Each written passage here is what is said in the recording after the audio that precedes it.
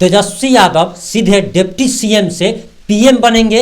वहीं शिक्षक संघ ने जातीय जनगणना का विरोध किया है। अब हम आगे इस रिपोर्ट में आपको विस्तार से बताएंगे। उससे पहले आपको बताते चले कि दरअसल अब हमारा बिहार जो है वो हाईटेक हो गया है। सब कोडिंग सीख रहे हैं और सभी लोग बड़े गर्व के साथ सोशल मीडिया पर अपनी जाति का कोड बता रहे हैं। आपको बताते चले कि दरअसल कुछ लोगों में इतनी खुशी है जैसे उनको कलेक्टर का अपॉइंटमेंट लेटर मिल गया है। बहुत सारे लोग ऐसे खुश हैं जैसे जातीय जनगणना होने के बाद सबको कलेक्टर की नौकरी मिल जाएगी। सबके घर से एक एक आदमी को एसपी बना दिया जाएगा, कहीं किसी को ब्लॉक का जो है सो बीडीओ बना दिया जाएगा, कहीं किसी को सीओ बना दिया जाएगा, कहीं किसी को एसडीओ बना दिया जाएगा। बिहार में काफ़ी लोगों में अपार खुशी देखी जा रही है। वहीं आपको बताते चले कि तब आपको जब आपकी अगली पीढ़ी जब ये सवाल करेगी कि आखिर हमें बिहार से बाहर जा कर के पढ़ने के लिए क्यों जाना पड़ रहा है, इलाज कराने के लिए क्यों जाना पड़ रहा है, मजदूरी करने क्यों जाना पड़ रहा है,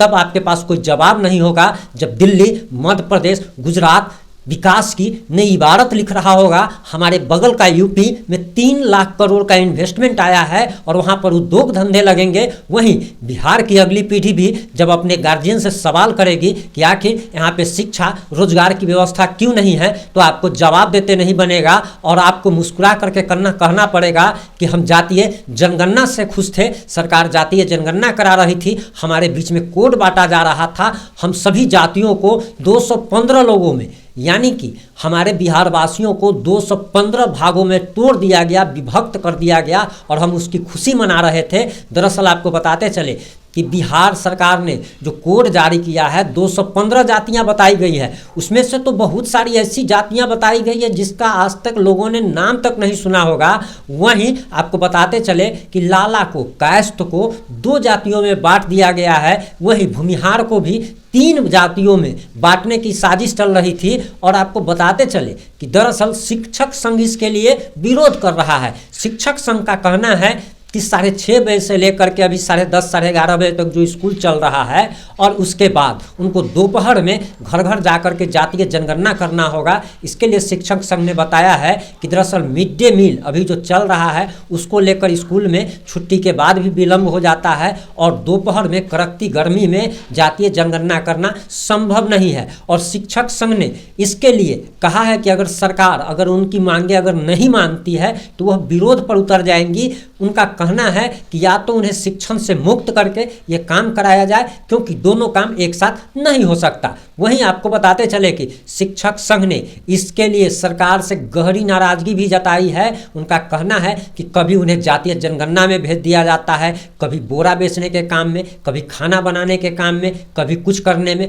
कभी चुनाव कराने में भेज दिया जाता है। तो आखिर बिहार की जो शिक्षा व्यवस्था जो इतनी बद से बदतर जो होती चली जा रही है, इसकी जिम्मेदार उन्होंने साफ साफ सरकार को ठहराया है कि शिक्षक का काम पढ़ाना होता है, जबकि उससे कभी जातीय जनगणना तो कभी वोटिंग कराई जाती है, कभी पोलियो ड्रॉप पिलवाया जाता है, वगैरह वगैरह वगैरह।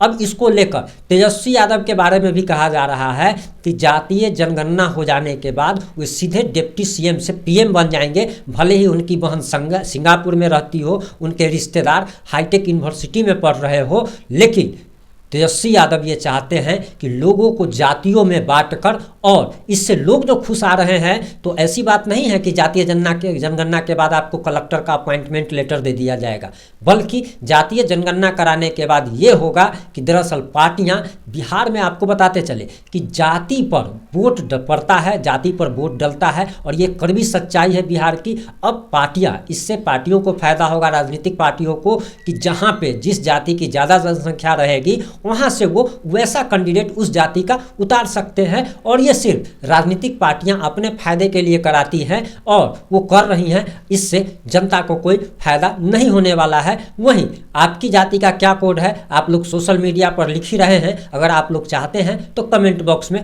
भी लिख सकते हैं। जुड़े रहें हमारे साथ। जय हिंद, जय भारत, जय बिहार।